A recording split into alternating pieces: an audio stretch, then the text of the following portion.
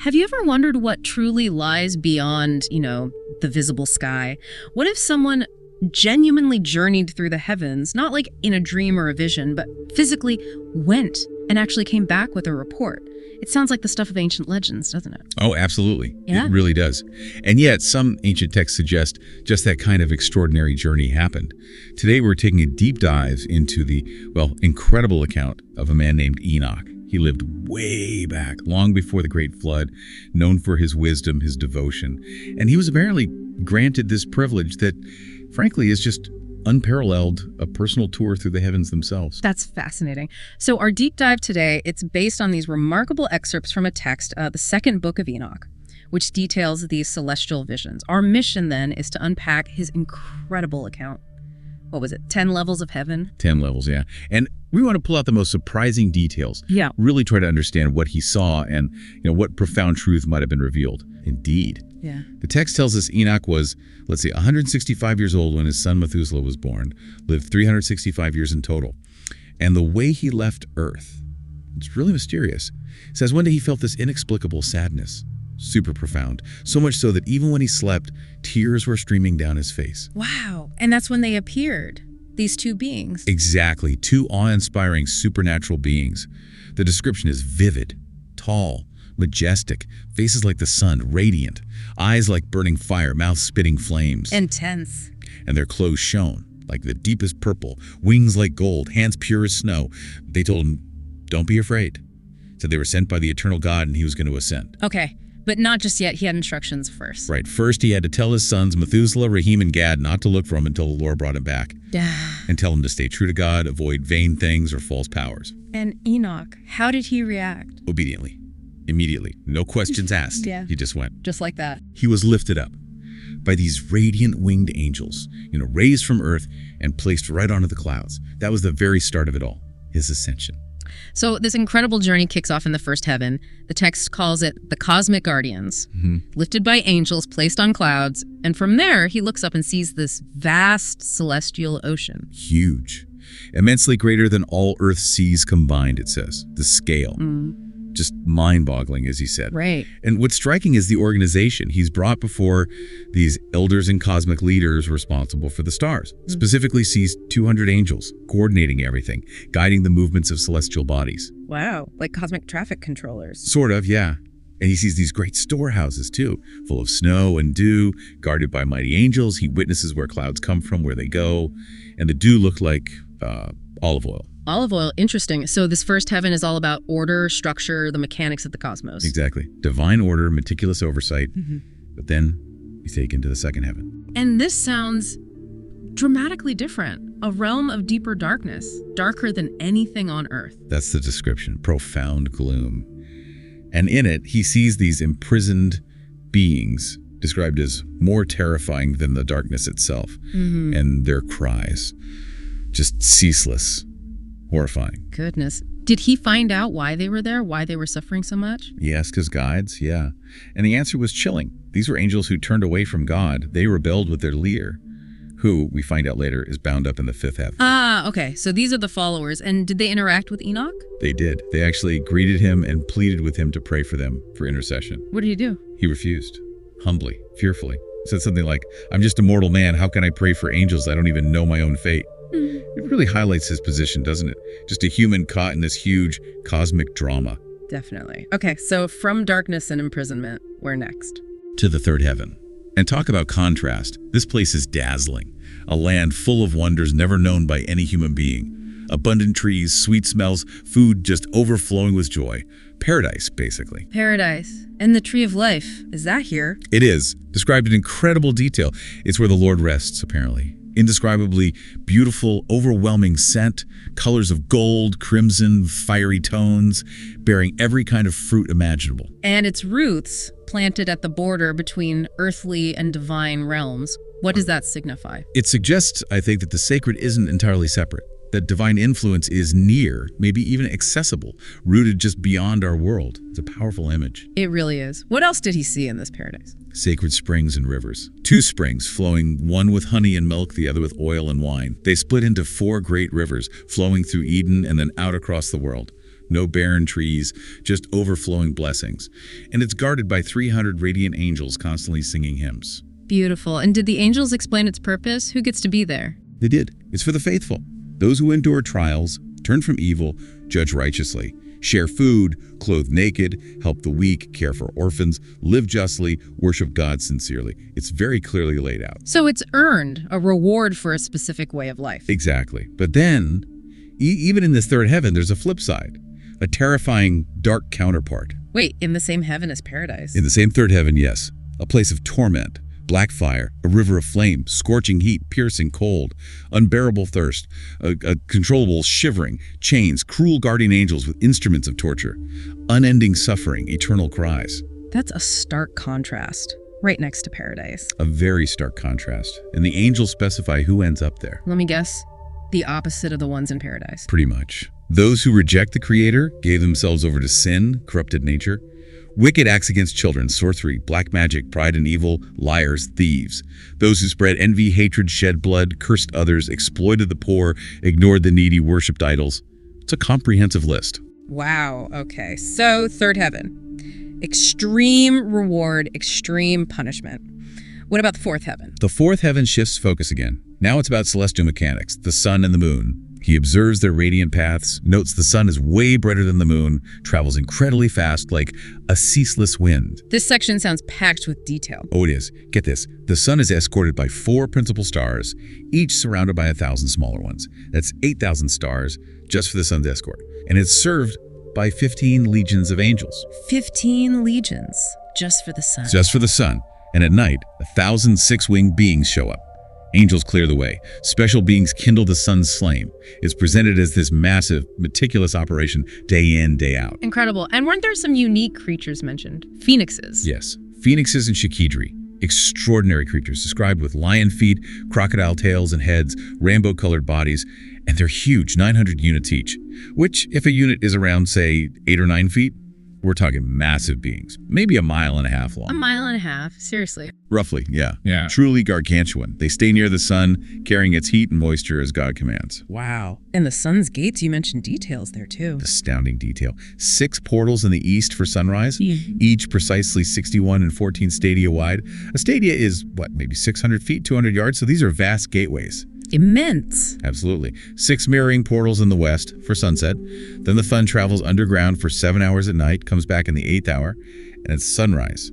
The phoenixes, the Shikidri, all the birds sing. The text even mentions a 28-year solar cycle. A 28-year cycle. That hints at some sophisticated astronomical understanding for that time. It really does. And the moon gets similar treatment. 12 great portals, west to east, for its specific journey times 31 days, 30, 28. Okay, but the lunar year is shorter than the solar year, right? How does the text handle that? It addresses it directly. The lunar year, 354 days, solar, 365 and a quarter. It calls that 12-day difference lunar seasons, and says it all balances out in 532-year cycles, adding or removing a quarter day. Angels with 6 wings follow a 19-year pattern keeping track. It's an ancient attempt to reconcile complex observations. Really quite sophisticated. Fascinating. So much complex machinery. Was there anything else in that level? Yes, an intermediate heaven within the fourth. Here, celestial warriors praised God with drums, stringed instruments, constant sweet harmonies, indescribable in human language. Apparently very calming to the mind. A beautiful touch amidst all the mechanics. It is. Okay, so where does he go from the intricate clockwork of the fourth heaven? To the 5th heaven, and here he finds the Grigori. The Grigori. I've heard that name, often linked to fallen angels or watchers. Exactly, that's the association. Here he sees a countless multitude of them, human-like but colossal, and marked by weariness, deep sorrow, and silence. No worship happening there. Silent giants full of sorrow. Why? What's their story according to this text? Enoch asks. The angels explain.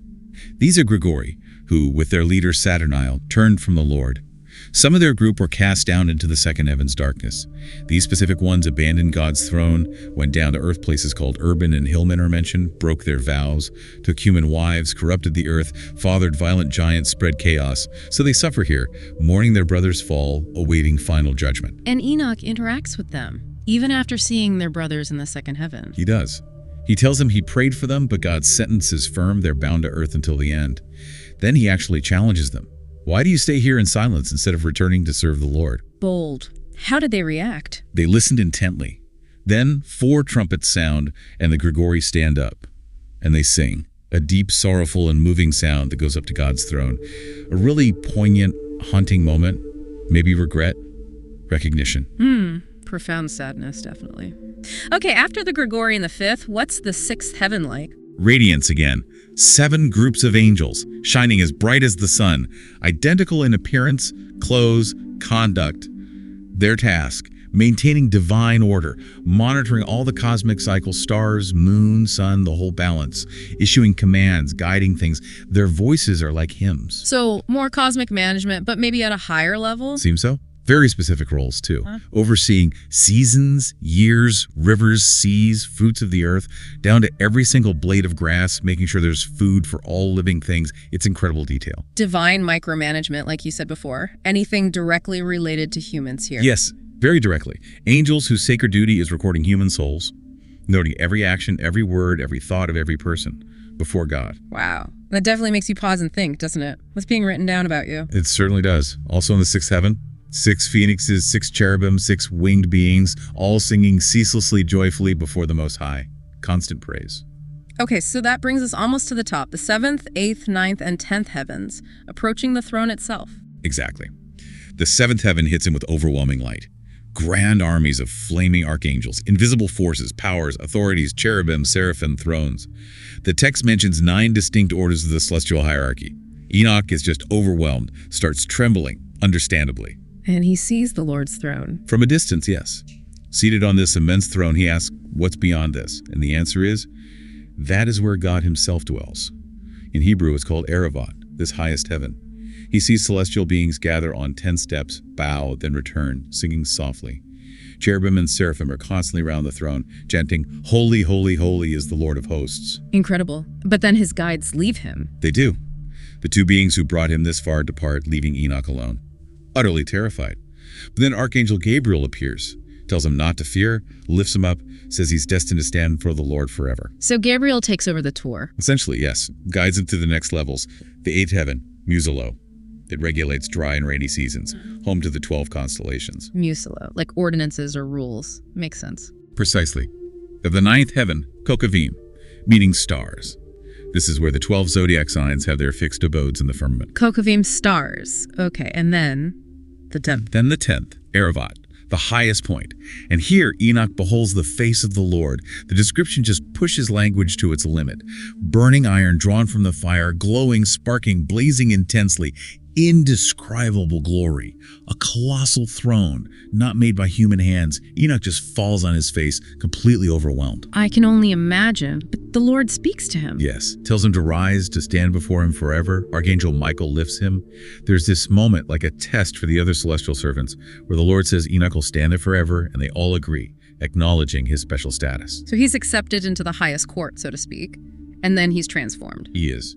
Michael removes his earthly clothes, anoints him with his heavenly oil, brighter than light, gentle as dew, sweet-smelling, and clothes him in garments of glory. And Enoch's own body starts to shine, like the glorious ones. He becomes like them, a celestial being. Physically and spiritually changed. Ready for what comes next, I suppose. Exactly. The Lord then summons Archangel Pravel, described as the wisest one there, wisdom surpassing all others, maybe like a divine scribe or teacher. Pravel, okay. And what's his role? Pravel is told to bring books, a fast-writing pen, and these finest and most revealing scrolls for Enoch. And then Pravel teaches Enoch, well, everything. Heavens, earth, seas, elements, thunder, sun, moon paths, seasons, days, hours, winds. The number and songs of angels, human life, languages, divine laws, praises. It's like the ultimate cosmic download. An overwhelming amount of knowledge. And then Enoch has a task. A huge task. Yeah. He's commanded to sit down and write about every soul that will ever be born and the places prepared for each one for all eternity. Every spirit planned before creation. Each soul paired for 30 days and nights, it says. And Enoch writes it all down faithfully. 366 books. 366 books detailing every soul, past, present, and future, and their eternal destiny. That's monumental. It is. A record of all existence. But then comes the ultimate revelation. There's more. Oh yes. The Lord sits Enoch at his left hand, next to Gabriel, and reveals that everything Enoch saw, everything created, everything that exists or will exist, were shown to him.